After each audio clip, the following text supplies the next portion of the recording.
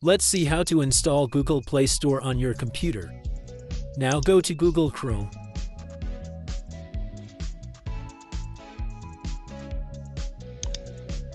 Download Google Play Games to your Windows.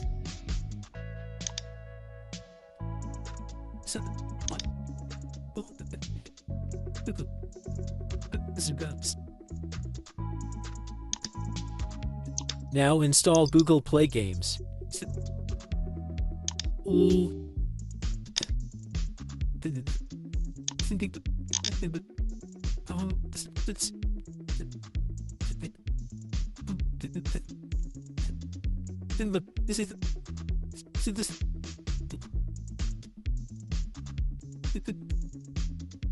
You need to log in with any Gmail.